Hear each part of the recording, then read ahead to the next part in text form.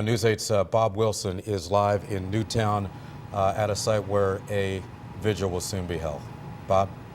Yeah, there are a couple of vigils going on. As a matter of fact, as you drive up the street, there's a big flag in the center of the road where you get there. That's at half-mast right now, half-staff. And just up here, there's a church. There wasn't even a vigil at it as we passed by. It was just people coming, flocking, looking for reasons why and how this could happen and just trying to comfort one another. There was no scheduled anything.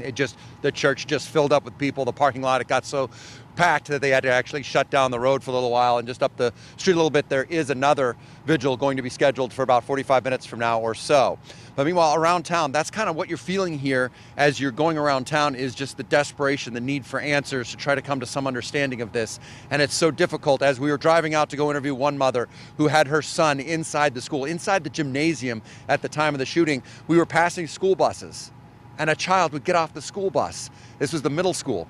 And a mother would run, the child would just barely hit the front driveway, and a mother we saw run out from the front door across the lawn and hug her child and then take the child up. And we talked to her briefly, and she said, "This is my third child to come home. I've got them all home safely. I'm going to lock the door and just be with my family and hug them." And the father was there too with tears in his eyes saying, "I'm just going to hug my children right now."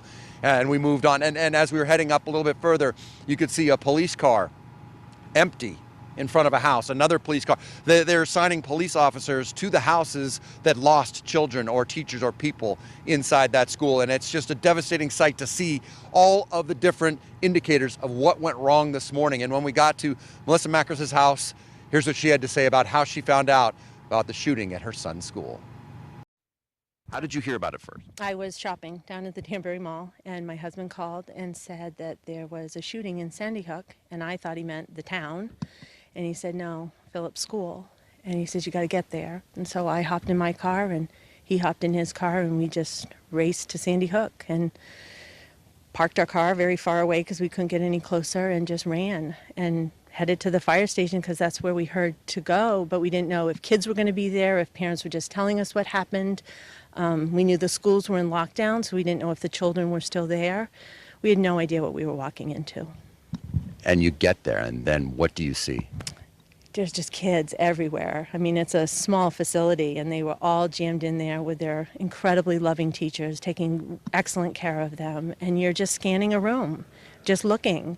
And then you hear "Mama," and it's the greatest sound you will ever hear. And, you know, we were lucky today. We got a miracle. Our little guy's okay. A lot of those police cars we were talking about were actually in her neighborhood. There was one just a couple of doors down. They think there were definitely some casualties in her neighborhood. And right now she says she's going to take her son, her entire family, and just go out of the state for this weekend to go visit some family up in New Hampshire and just not try to unplug, decompress, try to figure this out as they just try to make sense out of something you can't really make sense out of. And one of the things she said about her son, who's 10 years old, is that he was in the gymnasium at the time of the shooting.